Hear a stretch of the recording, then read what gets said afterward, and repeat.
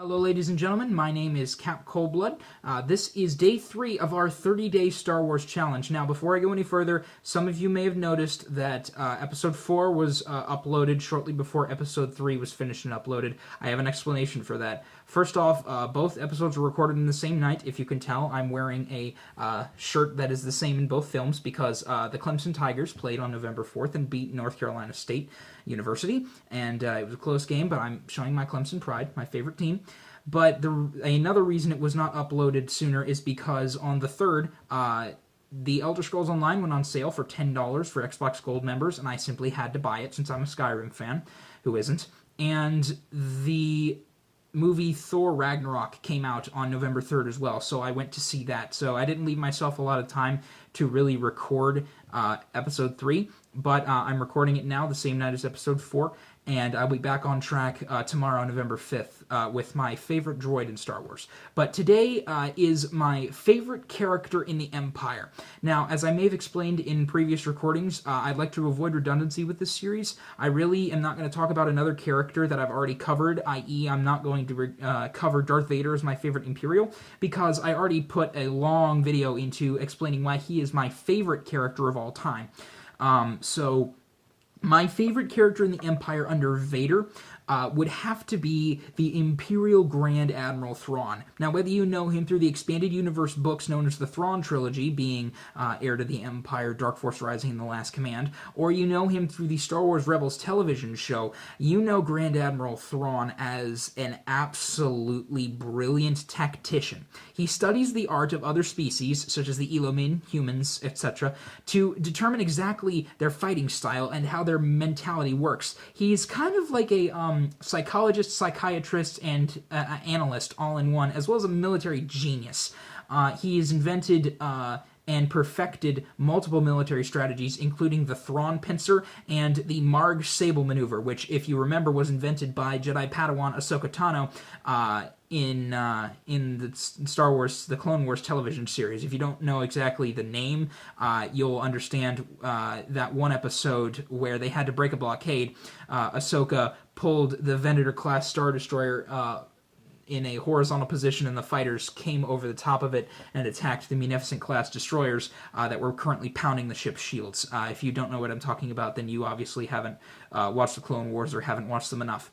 But Grand Admiral Thrawn used this maneuver at the beginning of Heir to the Empire, which was a clear sign that he was a strategist.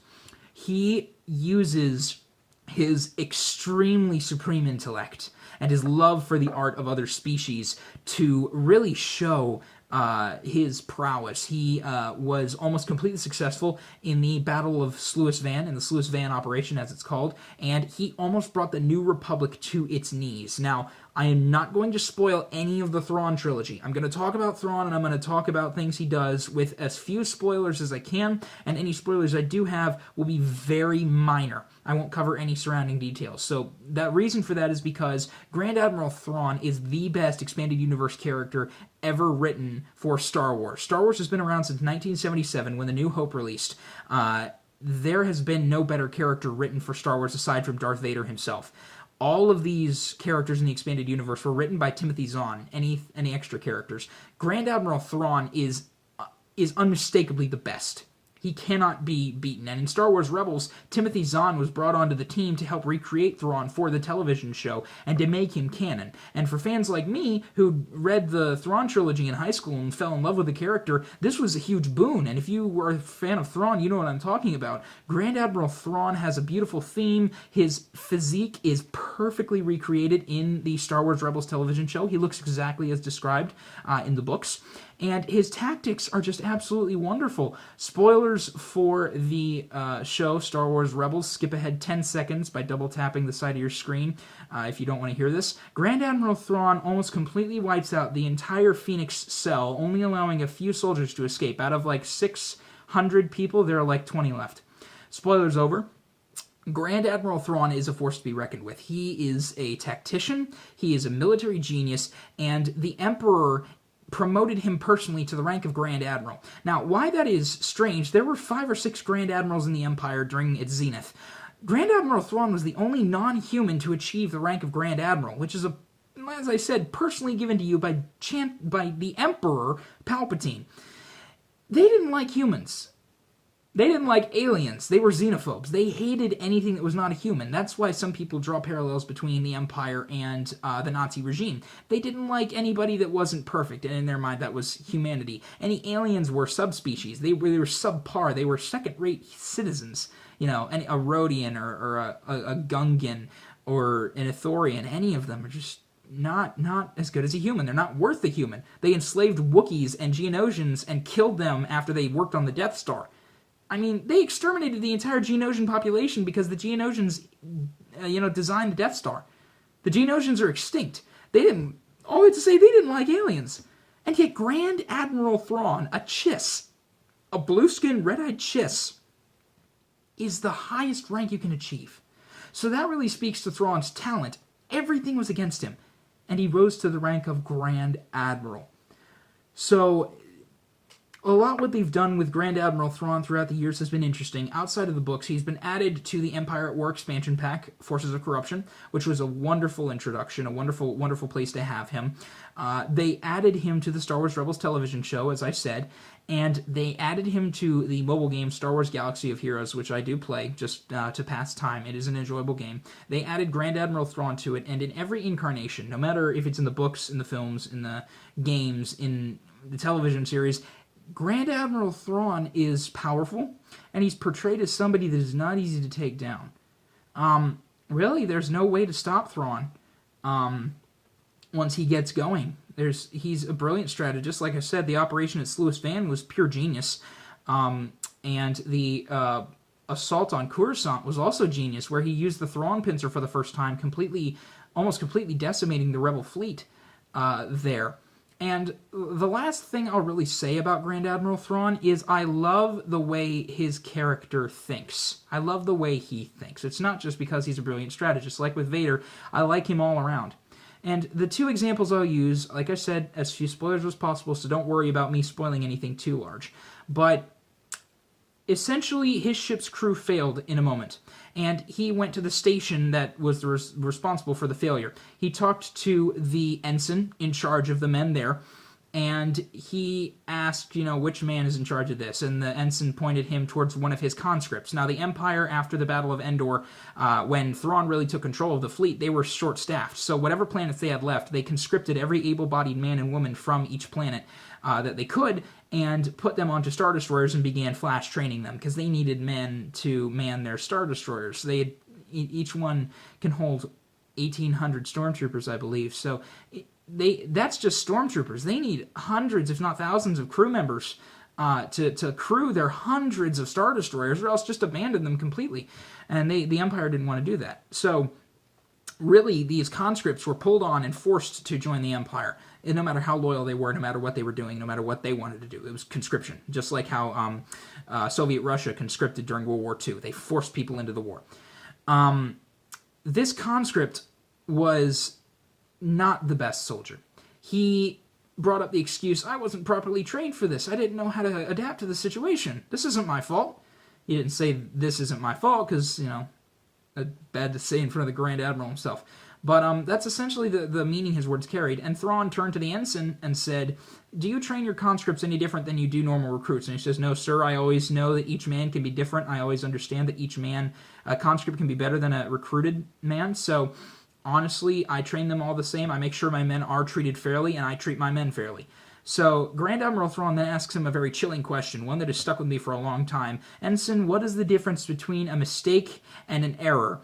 And he says, the ensign asks, I'm not certain, what is it? And he says, a mistake is a miscalculation, and a mistake only becomes an error after refusing to correct it. Then Grand Admiral Thrawn has his death commando promptly execute the conscript. And it is a stunning moment in the book. I listened to the audio version by Mark Thompson. The sound in that and the normal ambience music that is there is gone. You hear a blaster shot and the conscript is dead. He didn't even have a chance to scream. He didn't have a chance to open his mouth to scream. Those are the exact words in the book, as close as I can get. So Thrawn does not accept excuses or failure. Then, later in the second book, Thrawn goes to a department. Again, a department in a ship had failed. He goes to an ensign, another ensign, a different one, and, asks what is happening. And this ensign, having heard what happened to the conscript, is extremely worried. He immediately takes full responsibility for the failure and says, my men had nothing to do with it. It was my command. I ordered them to do something different. And Thrawn is curious, because he's extremely cool under pressure. He never snaps, or almost never snaps. And the one time he does snap, it's like, you forget it, because he's so calm and collected. But the point is, he goes to the man, he listens to him. Thrawn is not somebody you can approach, but he feels approachable. He feels like somebody that can be reasoned with, and he can't. He's an intelligent being, a very intelligent being. Back to the story. The ensign says, I tried to execute, an untested theory of mine, really to see if I could make a last-ditch attempt to complete the mission, and it failed. So Thrawn thought about it for a minute, and the captain of the Star Destroyer, Gilad Pellaeon, who is very, very active in the books, is standing by worried that another situation like that would play out where he'd kill the ensign. But actually, Grand Admiral Thrawn says, we need quick thinkers like you. You are valuable to the Empire. Congratulations, Ensign. You are being promoted to the rank of Lieutenant. And if you know anything about naval ranks, that's a decent promotion. That's moving up. That's the assistant to a captain of a Star Destroyer. That's not an easy jump to make. And Thrawn gives it to him because he values the skill shown by this ensign. He says, like, in essence, you don't belong down here with these other guys. You belong in the lieutenant's position. Here, go. Congratulations, Lieutenant. I'll get somebody to replace you. He awards the attempt to please. He awards unorthodox attempts. This ensign really tried. He tried with everything he had and did not make a single excuse and took full responsibility. Grand Admiral Thrawn said, I appreciate that, Lieutenant. So, really, that side of Thrawn, that he's not just a cold-blooded murderer. And there's reference to Darth Vader in those same paragraphs. Pellaeon is stunned. Everybody is stunned, especially the ensign, now Lieutenant. He is stunned, and, he remembers Darth Vader's reaction to something like that. Vader would, let me give your throat a hug for your valiant attempt. Thrawn's not like that. He won't just kill people. He will award, good attempts, failures or no. So, I love Thrawn's character. He's somebody you fall in love with as you read the books. And this is one of the reasons I want to watch Star Wars Rebels. I know I won't like it. I know I won't like a lot of it. I will love it because it is Star Wars, but I won't particularly like the show. But I will be watching it for Grand Admiral Thrawn and Darth Vader. Those are the two characters, the two main reasons that I will be watching it. So that was longer than my first video. This was day 3. It will be uploaded after day 4. Again, I'm sorry, football, Ragnarok, and The Elder Scrolls Online. But really, if you haven't read the books, please, I'm begging you, go out and buy the Thrawn trilogy or rent it from your local library. Read them for Thrawn. He is the best Star Wars character ever. If I didn't love Darth Vader so much, Thrawn would be my number 1. So, yeah, that's all I really have to say. Thank you very much for sitting through this, especially long episode. And on day 5, I will be finally caught up, and I will be recording it earlier in the day, so it should be up by the early evening or late afternoon. And that will be my episode on my favorite droid in Star Wars. So I want you to go through a list of droids in Star Wars that I could possibly pick. I want you to go through like a long list because there's a billion of them that I could choose. But that's all I have for tonight. Thank you very much for watching, and I will see you tomorrow.